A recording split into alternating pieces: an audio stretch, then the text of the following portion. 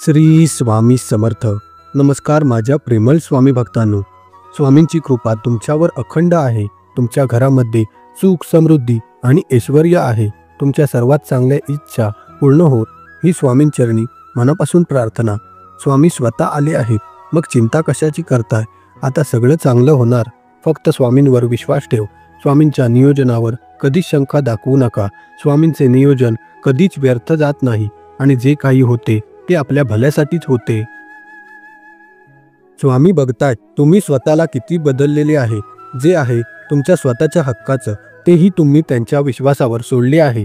चूक नसतानाही खूप दुःख सोसले आहे. चिंता करू नका. आता तुमचे उत्तर स्वतः स्वामी देतील. तुम्हाला जसं वाटत असेल की स्वामी महाराजांनी प्रत्येक क्षणात तुमचं संरक्षण करावे, तर त्यांनी जे तुम्हाला कवच कुंडल दिले आहे त्याचा वापर करावा. जसं महाभारतातील कुंतीपुत्रांना कवच कुंडल होती, तसेच माऊलींनी आपल्यासाठी नित्यसेवेच्या रूपाचे कवच कुंडल दिली आहेत. नित्यसेवा ही कोणत्याही वेळी कोणत्याही ठिकाणी केली जाते, परंतु शक्यतो सकाळी देवघरात ती सेवा केल्याने दिवसभरात आपल्यासाठी नित्यसेवा एक कवच कुंडल बनून राहते. नित्यसेवेत स्वामी सत्वन करा. 11 वेळा माऊलींचा एक जप करा. एक माळ गायत्री मंत्र 24 वेळा, लक्ष्मी मंत्र 24 वेळा हा तुम्ही करा. महामृत्युंजय मंत्र 3 अध्याय, स्वामी चरित्र 1 ते 11 वेळा, कालभैरवाष्टक ही सेवा म्हणजे नित्यसेवा. ही सेवा म्हणजेच कवच कुंडल आणि ही सेवा केल्याने मला तुमच्या क्षणाक्षणाला जवळ करतील. आता तुमच्या प्रारब्धाचाही विरोध कमी होईल, समाधान मिळेल, वास्तू शुद्ध होईल, प्रारब्ध करण्याची तुमची क्षमता वाढेल, साप्ताहिकता वाढेल, संसारिक अडचणी कमी होतील, प्रेमभाव निर्माण होईल, घरात भगवंताचा वास राहील, काळजी मिटेल, संकटांची जास्त अडचण होणार नाही. तुमच्यामध्ये ती क्षमता येईल आणि तुमच्या गरजाही कमी होतील. लक्षात ठेवा बाळांनो, या जगात आपलं स्वतःचं असं काहीच नाही. जे काही आहे ते तुमच्याजवळ तात्पुरतंच आहे. जसं पुत्र ही सुनेची ठेव आहे, जावयाची ठेव आहे, मुलगी, तसंच आपले जेवण ही मृत्यूची ठेव आहे. आपले शरीर सुद्धा स्मशानाची ठेव आहे. म्हणूनच ही ठेव ज्याची आहे त्याला ती वेळीच परत करा व समाधानी जीवन जगा आणि जगू द्या. आज तुला आनंदाने जगण्याचा एक सोपा मार्ग सांगतो.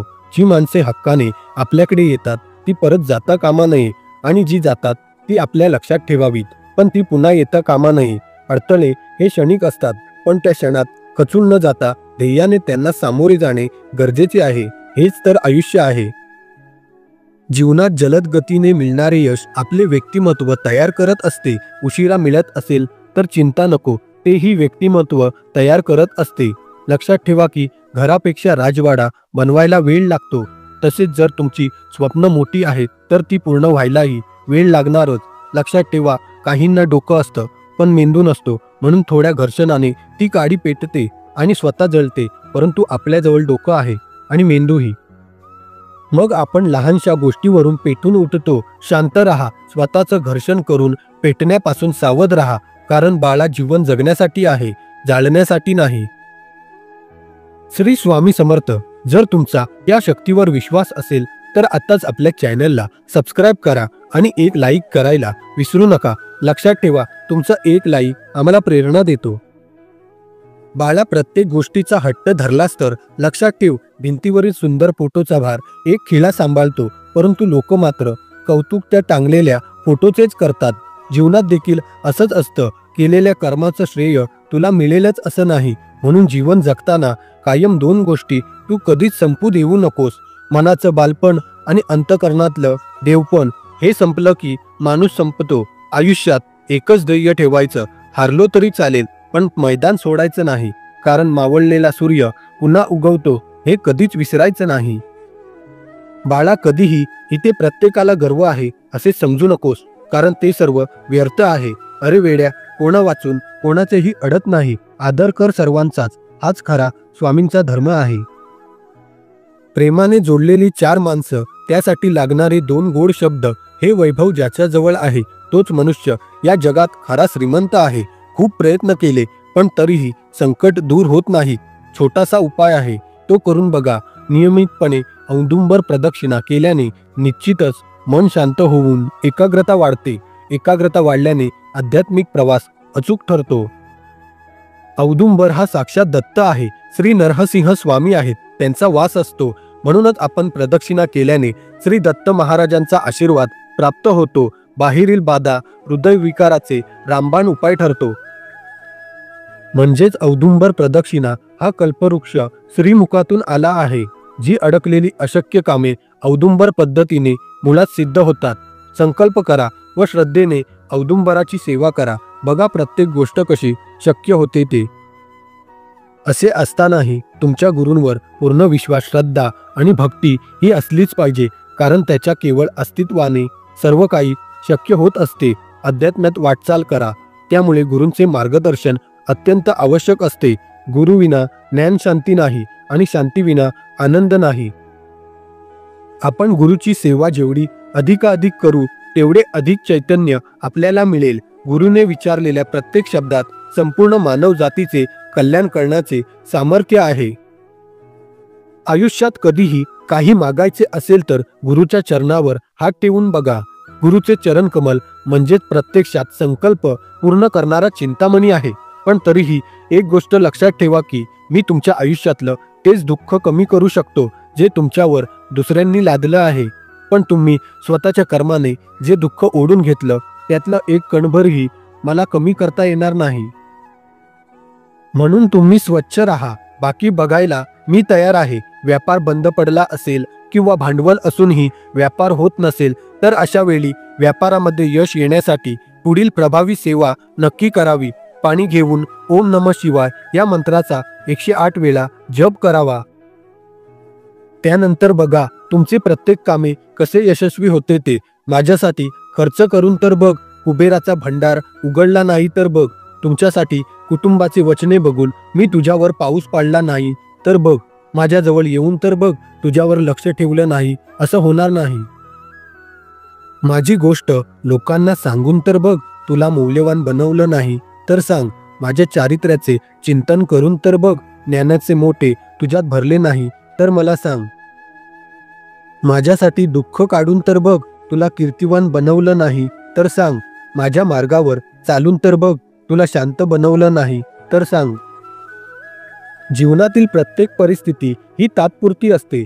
जेव्हा तुमच्या जीवनात चांगले दिवस असतील तेव्हा तुम्ही त्याचा पूर्ण आनंद घ्या, आणि जेव्हा दिवस चांगले नसतात तेव्हा लक्षात ठेवा तुमचे चांगलेच होणार आहे. तुमचे कर्म वादळ निर्माण करत असतील, धर्माची दारं आपोआप उघडतील. स्वतःची वाट स्वतःच बनवा. ती वाट दाखवायला लोक येणार नाही, ते वाट लावायला बसले आहेत. तुझ्या वाटेवर दुःख तू बघ, ते संपव. तुला मिळणाऱ्या तुझ्या कर्मावर विश्वास ठेव. अपेक्षेपेक्षा जास्तीच तुला मिळणार आहे. स्वामींना सर्व ठाऊक आहे. स्वामींपासून काहीही लपलेले नाही. तुम्ही कशासाठी आणि किती वेळा पाहत आहे हे सर्व त्यांना ठाऊक आहे. आयुष्याच्या वाटेवर प्रवास कधीही ठरवून करता येत नसतो.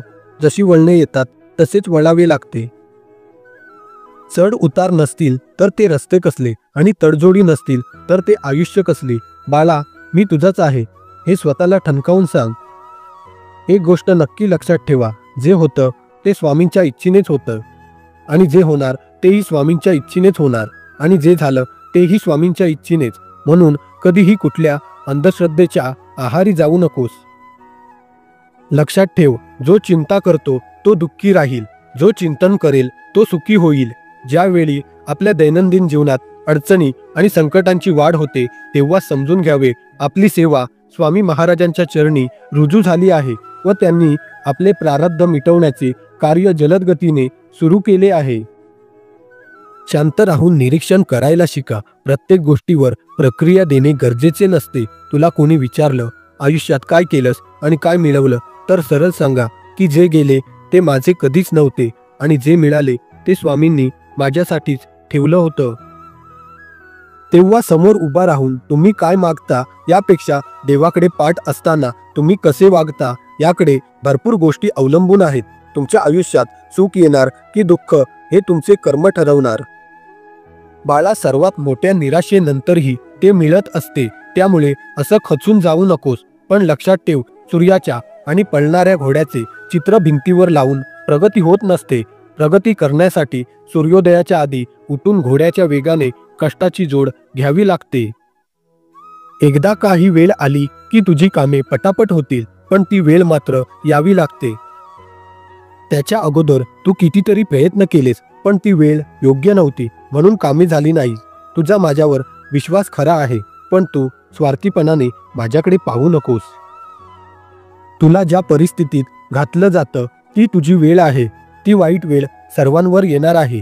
तुझ्या बाबतीत भरपूर चुकीच्या गोष्टी करण्याचा लोक प्रयत्न करतात, पण एक गोष्ट लक्षात ठेव, तुझ्या जीवनाची दोर आणि सर्व सूत्र स्वामींच्या हातात आहेत. त्यामुळे तुझं कोणीही काहीही वाकडं करू शकणार नाही. नशिबाचे सगळे फासे आपल्या मनाप्रमाणे पडतील असे नाही, पण जसे पडतील त्या परिस्थितीत तुला आयुष्याचा डाव जिंकायला यायला हवा. कोणीही सेवानिष्ठ होत नाही. यथायोग्य वेळी त्याला सात्विक मिळत नाही. करताना मनात जर मेवा मिळवण्याचा भाव असेल तर सेवेला किंमत राहत नाही. मनाप्रमाणे मिळवण्याचा भाव असेल तर सेवेला किंमत नाही. माझ्या प्राणप्रिय स्वामी भक्तांनो, एकदा का परमेश्वराची आपल्यावर कृपा झाली की मग आपले आयुष्य आनंदाने जगू शकतो. ही कृपा प्राप्त करण्याचा एकच मार्ग आहे, तो म्हणजे नामस्मरण. ज्या दिवशी तुम्ही मनापासून आणि पूर्ण श्रद्धेने नामस्मरण करायला सुरुवात कराल त्या दिवशी तुमचे दुःख संपतील.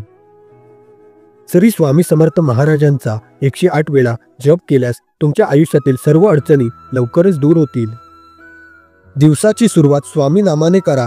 दिवसभर कोणतीही समस्या तुमच्या अवतीभोवती फिरणार नाही, एवढी ताकद स्वामींच्या नामस्मरणात आहे. जो भक्त अधिक कठीण प्रसंगातही स्वामींचरणी निष्ठा कायम ठेवतो, आपले काम करत राहतो, त्याच क्षणी स्वामी त्याची प्रार्थना ऐकतात आणि त्याला त्याच्या सेवेचे फळ देतात. भुकेलेल्यांनाही खाऊ घाला, तुमचे कल्याणच होईल. तुमच्या मनात जे चाललेले आहे ते प्रत्यक्षात येणारच. फक्त महाराजांच्या नावाने तुमची वाईट वेळही निघून जाईल. सगळं व्यवस्थित होईल. पण एकदा स्वामींच्या चरणावर डोकं ठेवा. ब्रह्मांड नायक श्री स्वामी समर्थ महाराज तुमच्या सर्व इच्छा लवकरच पूर्ण करतील. तर मग माझ्या प्रेमळ स्वामी भक्तांनो, तुम्हाला आजचा हा स्वामी संदेश कसा वाटला हे आम्हाला कमेंट करून नक्की सांगा. तसेच जर अजूनही आपण आमच्या चॅनलला सबस्क्राईब केले नसेल तर नक्की सबस्क्राईब करा. भेटू पुढील व्हिडिओमध्ये. तोपर्यंत काळजी घ्या. धन्यवाद.